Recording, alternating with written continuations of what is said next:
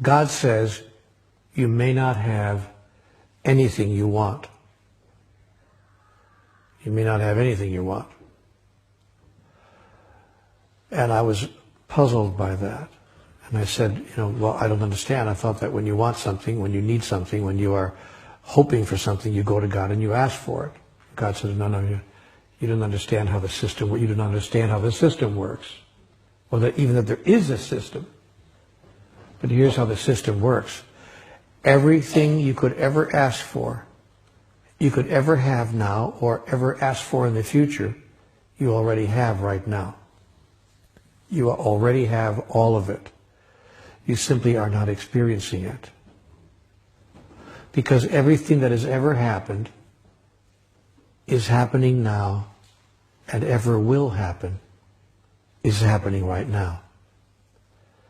And so it is for you merely to reach into the sea of infinite possibilities and call forth the reality you choose now to experience. And you do this, you call forth from the sea of infinite possibilities the reality you choose to now experience through three devices mainly: thought, word, and action. That is, what you say, what you think or believe, and of course what you do.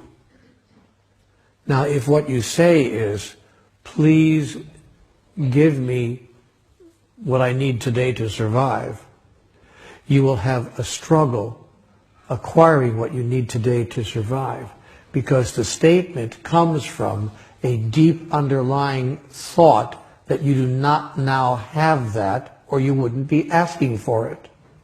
It is that underlying thought, what Conversations with God calls the sponsoring thought, that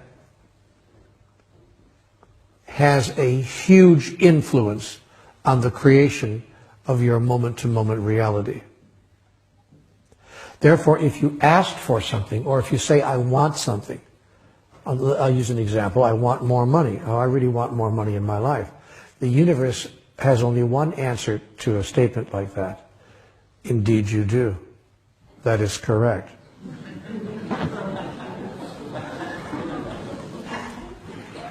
See, the universe only says yes.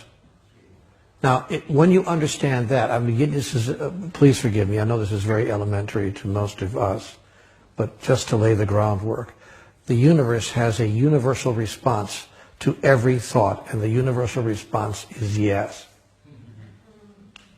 See, God only knows one word, yes. God has a very limited vocabulary. God says yes, yes, yes. Yes to what? Yes to whatever you think, say, or do. God says yes. Now the good side of that is, the positive side is that God never says no.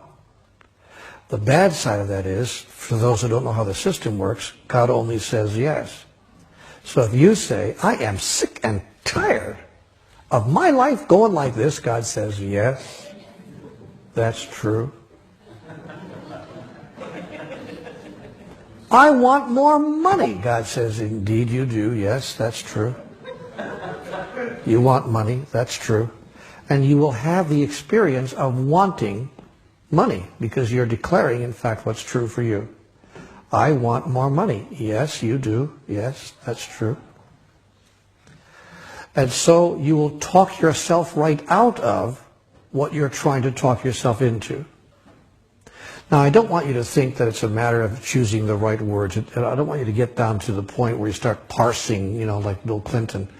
I didn't inhale or whatever.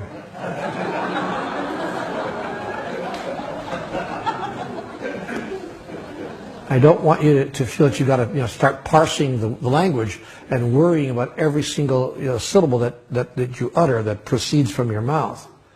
But you do need to look deeply at the sponsoring thought, that is, at the foundational idea from which your words emerge. That you do need to look at.